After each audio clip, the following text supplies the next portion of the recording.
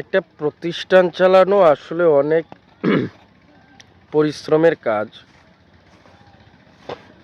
আর সবচেয়ে বড় কথা হচ্ছে ইসলামিক প্রতিষ্ঠানগুলাই যদি মানুষের ভালোবাসা না থাকতো তাহলে একটা ইসলামিক প্রতিষ্ঠান চালানো সম্ভব ছিল না। তবে এটাও সত্য, ইসলামিক প্রতিষ্ঠানের পক্ষে যেমন প্রচুর পরিমাণ মানুষ থাকে, ঠিক ইসলামী প্রতিষ্ঠান পরিচালনার বিপক্ষেও প্রচুর পরিমাণ মানুষ থাকে। এটা শুধু এইখানে না, সারা পৃথিবীর চিত্রই একজন যদি পক্ষে থাকে 5 জন এটার বিপক্ষে থাকে।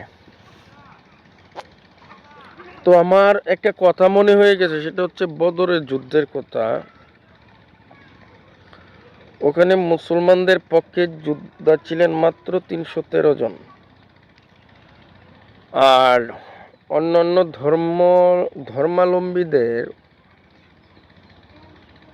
পক্ষে মানুষ ছিল প্রায়, যোদ্ধা ছিল 3000। তারপরেও যাই হোক, আলহামদুলিল্লাহ, হাল ছেড়ে দেওয়ার কিছু নাই। আর এটা আল্লাহর ঘর, রাসূলের ঘর, এটা ওনাদের ঘর, ওনারাই হেফাজত করবেন। আমরা শুধু আমাদের জায়গা থেকে সর্বোচ্চ চেষ্টা করে যাব কিভাবে এটা নিয়ন্ত্রণ করা যায়, পরিচালনা করা যায়,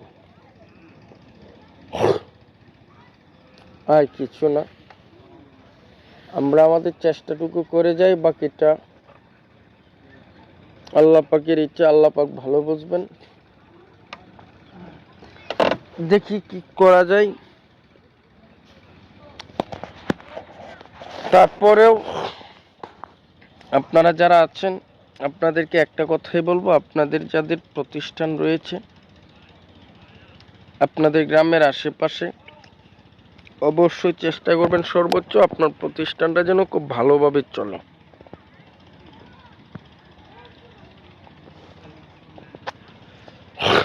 আপনাকে ওই চেষ্টায় কিন্তু আপনাকে অনেক উপরে তুলবে, অনেক বড় করে তুলবে।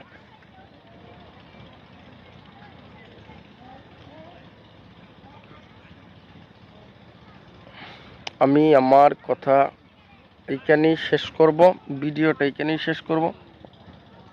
আপনারা যার যার অবস্থান থেকে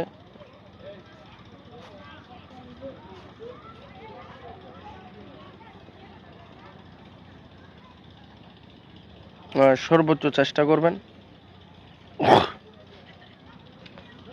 যেন ভালো কিছু করা যায় ইসলামিক প্রতিষ্ঠানগুলোর জন্য।